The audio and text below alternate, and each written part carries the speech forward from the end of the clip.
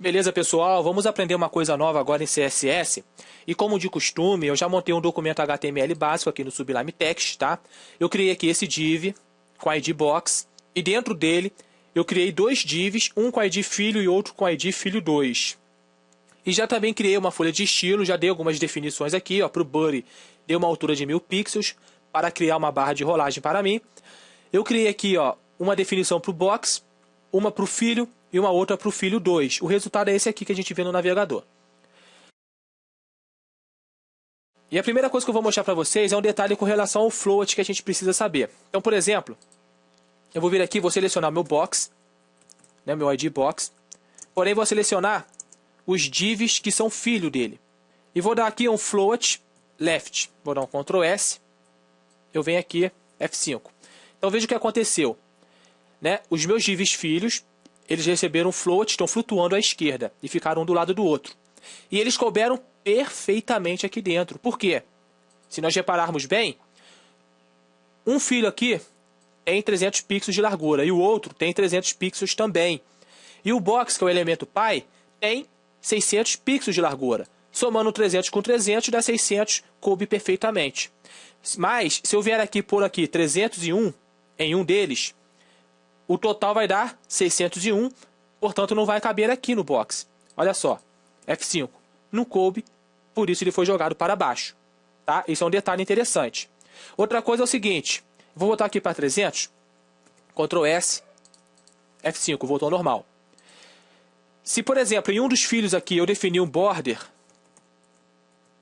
de 1 pixel, né?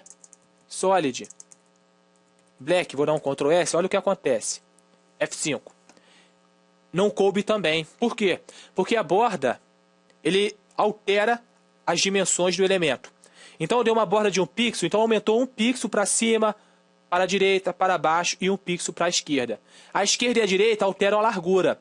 Então somou 1 pixel da esquerda mais 1 pixel da direita, foram 2 pixels a mais. Ou seja, o elemento agora tem 302 pixels de largura. Aí não coube, né? O mesmo acontece se eu definir aqui, ó, um margem, 1 pixel. Vou dar um Ctrl S, vem aqui, F5, olha só, acontece o mesmo, porque a margem também altera as dimensões do elemento. E também o paging, vou botar aqui, ó, 1 pixel. Vou dar um Ctrl S, vejam bem, F5. Olha só, acontece a mesma coisa, porque o paging também altera o tamanho do elemento.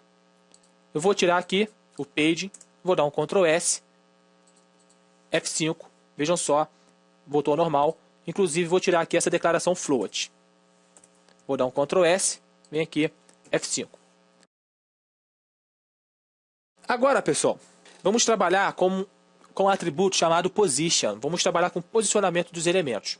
Por exemplo, aqui nesse div filho, eu vou criar aqui um position. O primeiro que eu vou mostrar para vocês é o position fixed. O position fixed, vou dar um Ctrl S aqui, ó, F5. Ele mantém, eu estou rolando aqui o elemento, ó, ele mantém o elemento fixo na janela do navegador. E percebam que ele saiu do fluxo, tanto que o elemento que estava abaixo foi jogado para cima. Eu posso definir aqui, ó, no position fixed, olha só, um top 0. Vou dar um Ctrl S, olha só, F5. Ele foi jogado 0 pixels com relação à janela do navegador para cima. O position fixed sempre vai ser com relação à janela do navegador, né? Se eu colocar aqui, ó, um top, por exemplo, 50 pixels, vou dar um Ctrl S, ele vai F5, 50 pixels do topo para baixo, né?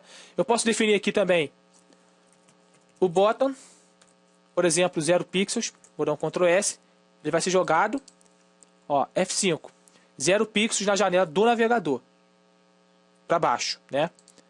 Posso definir também um left, vou pôr aqui 0 pixels, por exemplo, vou dar um Ctrl S, vem aqui, F5, ó, tá à esquerda, 0 pixels. Também posso definir aqui um height,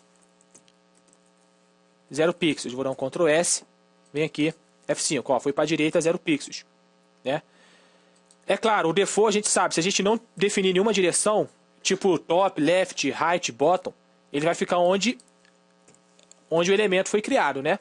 Ele vai ficar aqui, fixo aqui.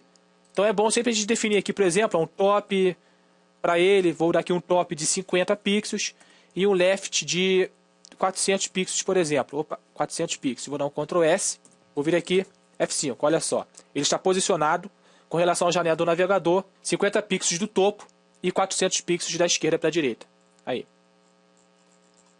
Tá? E está fixo.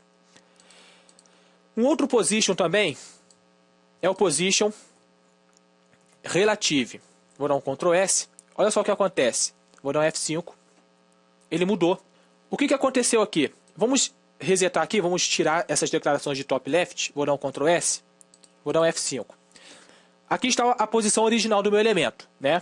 O position relative é relativo à posição original do meu elemento. Se eu der aqui para ele um top, por exemplo, 50 pixels, vou dar um Ctrl S aqui, vou dar um F5. Ele desceu 50 pixels, porém o elemento não saiu do seu fluxo. É como se o lugar que ele estava ali, ó, estivesse reservado ainda. Tanto que o elemento que está abaixo dele não subiu. É interessante isso. Vou botar aqui, ó, 300 pixels. Vou dar um Ctrl S, F5. Ó, de onde ele estava, ele contou 300 pixels para baixo. Vou pôr também aqui, ó, um left, 400 pixels. Ctrl S, F5. De onde ele estava, ele contou 400 pixels para a esquerda. E o lugar dele ali, ó, está reservado. Esse é o position relative. E também nós temos o position absolute. Tá? Eu vou tirar aqui essas informações de top left. Vou dar um Ctrl S. Vou vir aqui e vou dar um F5. Olha só o que aconteceu. Eu dei um absolute. Por default, se eu não definir nenhuma direção, ele vai ficar onde está. Mas ele saiu do fluxo. Tá? Tanto que o elemento que estava abaixo subiu. Eu posso definir aqui, ó, um top. Vou pôr aqui, por exemplo, 0 pixels. O que vai acontecer? F5. Ó, ele ficou 0 pixels aqui na janela do navegador. Eu posso definir também aqui, ó, um height 0 pixels. Vou dar um Ctrl S, vem aqui, F5. Ó, vejam só como é que eu posso trabalhar com posicionamento. Agora, um detalhe com relação ao position absolute, que nós temos que ter em mente, é que ele é absoluto com relação ao primeiro elemento pi, onde ele achar uma declaração position. O que isso significa? Se, por exemplo, eu vier aqui no elemento pi e der aqui, ó, um position relative, por exemplo, vou dar um Ctrl S, olha o que acontece, vou dar um F5. Ele está agora a 0 pixels do topo, a 0 pixels da esquerda desse elemento que é o box, né, que é o elemento pi. Por quê? Porque o elemento pi agora tem uma declaração position. Se ele não achar nenhuma declaração position no elemento pi, ele vai aplicar com relação à janela do navegador. Olha só a diferença. Então, eu posso vir aqui no elemento pi, por exemplo, dar aqui um position relative, que não vai alterar em nada. Só criei aqui essa declaração. Vou dar um F5.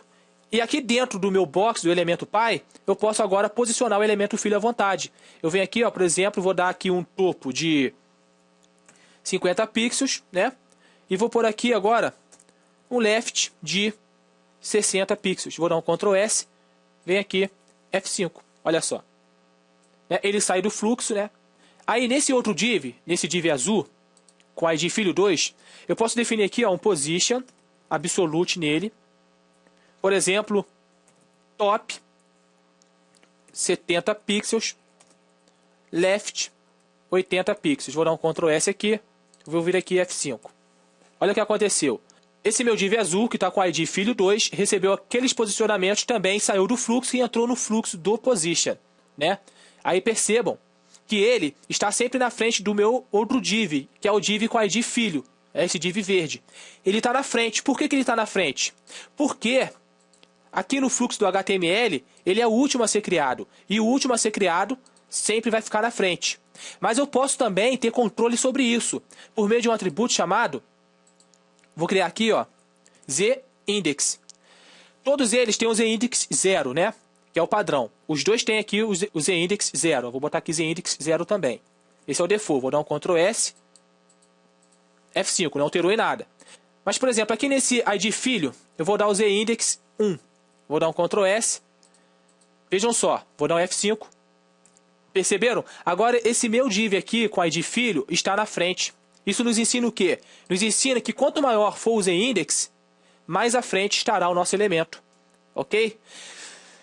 Então, pessoal, com relação a posicionamento, é basicamente isso. Vocês podem ir fazendo os testes de vocês, fazendo as experiências para pegar intimidade com relação a isso, porque realmente é um atributo importante e a gente acaba utilizando muito com relação ao posicionamento dos nossos elementos em nosso layout, tá certo? Se por acaso vocês desejarem alguma referência, vem no site do W3 Schools, tá? Aqui para a seção CSS. Tem aqui, ó, no menu, ó, CSS Positioning. Escolhem aqui. Aí vocês vão poder aqui estudar essas propriedades e ver também aqui os exemplos. Tá certo? Valeu!